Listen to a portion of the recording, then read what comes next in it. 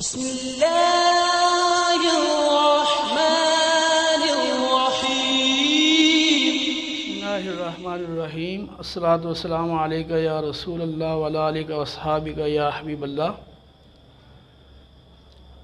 आज का दर्स अलामात अबवाब के बारे में है। देखिए, यहाँ हमने 3 शिक्के बनाई हैं, फ़ा कलमा, ऐन कलमा, लाम कलमा। फ़ा कलमा की जो शिक्के हैं उसमें पहली शिक्के ये है कि फ़ा कलमा मुशद्दद हो, तो फिर देखेंगे कि ऐन कलमा भी मुशद्दद है या ऐन कलमा तो मुशद्दद नहीं, लेकिन ऐन कलमे से पहले अलिफ ज़ायदा है। तो अगर पहली सूरत हो ऐन कलमा भी मुशद्दद हो तो फिर बाब इफ़ाउल, और अगर ऐन कलमा तो मुशद्दद नहीं लेकिन ऐन कलमे से पहले अलिफ ज़ायदा हो तो फिर है इफ़ाउल। इसका दूसरी शक्ल यह है कि फ़ा कलमे से पहले ता ज़ायदा हो, तो फिर देखेंगे कि हरूफ असलिया 4 हैं। अगर हरूफ असलिया 4 हैं तो फिर बाब तफ़ालुल, और अगर हरूफ असलिया तो 4 ही हैं लेकिन फ़ा से पहले ता ज़ायदा नहीं है तो फिर है बाब फ़अलाला यानी दहराजा। और अगर हरूफ असलिया 3 हों तो फिर देखेंगे कि ऐन कलमा मुशद्दद है या नहीं। अगर हरूफ असलिया 3 हैं, फ़ा कलमा से पहले ता है और हरूफ असलिया 3 हैं, तो फिर अगर ऐन कलमा मुशद्दद है तो बाब तफ़ाउल, और अगर ऐन कलमा मुशद्दद नहीं लेकिन ऐन से पहले अलिफ ज़ायदा है तो फिर बाब तफ़ाउल। तीसरी शक्ल यह है कि फ़ा कलमा से पहले अगर नून ज़ायदा हो तो बाब इन्फ़ियाल होगा। और चौथी शक्ल यह है कि अगर फ़ा कलमा से पहले सीन और ता ये ज़ायद हों तो बाब इस्तिफ़ाल होगा। और पांचवी शक्ल है कि अगर फ़ा कलमा से पहले हमज़ा कती हो तो बाब इफ़आल होगा। ऐन कलमे के अंदर ये शिक्के हैं। इनमें पहली शक्ल यह है कि अगर ऐन कलमा मुशद्दद हो तो देखें कि उस ऐन कलमे से पहले सित्तुन सित्तुन ज़िद इन 11 हरूफ में से कोई हरफ ना हो तो फिर बाब तफ़ील होगा। और अगर सित्तुन सित्तुन ज़िद इन 11 हरूफ में से कोई हरफ अगर पहले है तो फिर बाब इफ्तियाल भी हो सकता है और बाब तफ़ील भी हो सकता है, दोनों का एहतिमाल है। ज़्यादा एहतिमाल बाब इफ्तियाल का है लेकिन बाब तफ़ील भी हो सकता है। दूसरी शक्ल यह है कि ऐन कलमा से पहले ता ज़ायदा हो तो बाब इफ्तियाल होगा। और तीसरी शक्ल यह है कि ऐन कलमे का तकरार हो और इस ऐन कलमे के तकरार के दरमियान में वाव ज़ायदा हो तो बाब इफ़ईआल होगा। ठीक है। और चौथी शक्ल है कि अगर ऐन कलमे से पहले अलिफ ज़ायदा हो तो बाब मुफ़ाला होगा। कोई और हरफ ज़ायद ना हो, सिर्फ ऐन कलमे से पहले अलिफ ज़ायदा हो तो फिर बाब मुफ़ाअला होगा। तीसरी शक्ल है लाम कलमा, तो उसके तहत ये शिक्के आती हैं। लाम कलमा मुशद्दद हो और उससे पहले एक हरफ असली हो तो सलासी मुजर्रद मुदाफ़ होगा। जैसे मद्दा है तो दाल मुशद्दद है और उससे पहले एक मीम ज़ायदा है तो ये सलासी मुजर्रद मुदाफ़ होगा। अगर लाम कलमा मुशद्दद है और उससे पहले 2 हरूफ असलियाँ हों तो फिर देखेंगे लाम कलमे से पहले अलिफ ज़ायदा है तो बाब इफ़ईलाल वगरना इफ़ईलाल।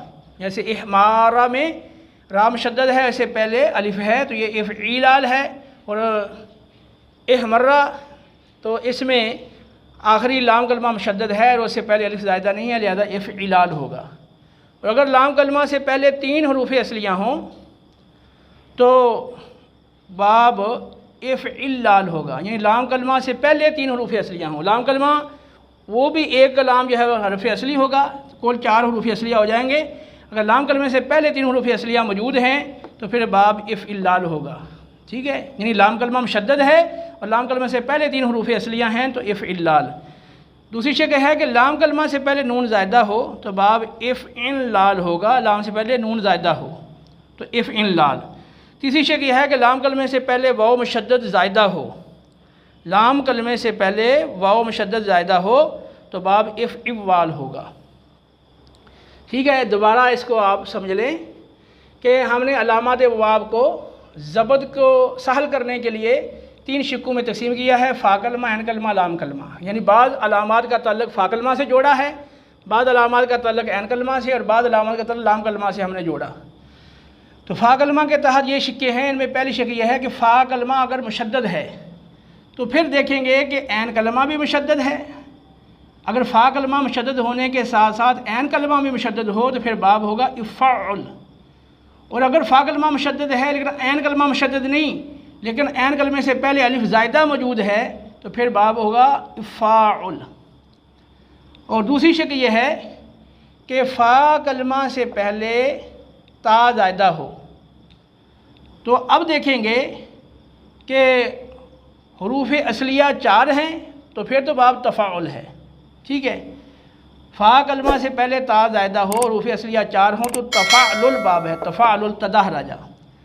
और अगर हरूफ असलिया 3 हैं तो फिर देखेंगे कि ऐन कलमा मुशद्दद है तो फिर तो तफ़ाउल बाब है, और अगर ऐन से पहले अलिफ ज़ायदा हो तो तफ़ाउल बाब है। ठीक है, और इसमें ये बात याद रखेंगे कि अगर ता ज़ायदा ना हो, सिर्फ 4 हरूफ असलिया हों तो फिर बाब फ़ा लाला होगा।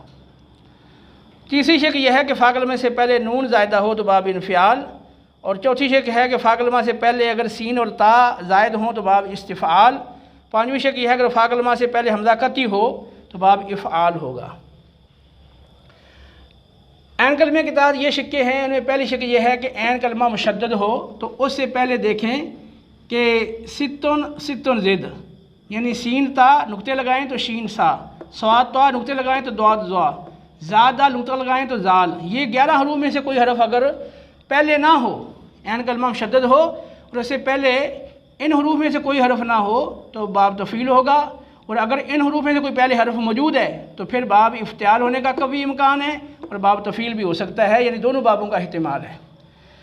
और दूसरी शक्ल यह है कि ऐन कलमे से पहले अगर ता ज़ायदा हो तो बाब इफ्तियाल होगा। और तीसरी शक्ल यह है कि ऐन कलमे का तकरार हो और इस तकरार के दरमियान में वाव ज़ायदा हो तो बाब इफ़ईआल होगा। चौथी शक्ल है कि ऐन कलमा से पहले अलिफ ज़ायदा हो तो बाब मुफ़ाला होगा, यानी ऐन कलमा से पहले सिर्फ अलिफ ज़ायदा हो और इसके अलावा कोई ज़ायद हरफ ना हो तो बाब मुफ़ाला। लाम कलमा तक ये के तहत ये शिक्के हैं। में पहली शक्ल यह है लाम कलमा मुशद्दद हो और इससे पहले अगर एक हरफ असली है तो ये सलासी मुजर्रद मुदाफ़ होगा, और अगर इससे पहले 2 हरूफ असलिया हैं तो फिर लाम कलमा से पहले अगर अलिफ ज़ायदा है तो इफ़ईलाल होगा, और अगर अलिफ ज़ायदा शुरू पहले नहीं है लाम से पहले तो फिर इफ़ईलाल होगा। और अगर लाम कलमा से पहले 3 हरूफ असलिया हों तो बाब इफ़इल्लाल होगा। और दूसरी शक्ल यह है कि लाम कलमे से पहले नून ज़ायदा हो तो बाब इफ़इनलाल होगा। और तीसरी शक्ल है कि लाम कलमा से पहले वाव मुशद्दद ज़ायदा हो तो बाब इफ़इवाल होगा। सलासी मुजर्रद के अलावा बाकी सलासी मज़ीद फ़ी और रुबाई मुजर्रद और रुबाई मज़ीद फ़ी की ये अलामात मैंने ज़िक्र की हैं। बाकी रही सलासी मुजर्रद तो उसका कायदा ज़ाब्ता ये है कि आप उसके माज़ी और मुज़ारे के ऐन कलमे की हरकत से उसको आप पहचानेंगे। जो हासिबा बाब है तो सही से तो सिर्फ 2 ही अल्फाज आते हैं, हासिबा यहसिबु, नाइमा या नईमो।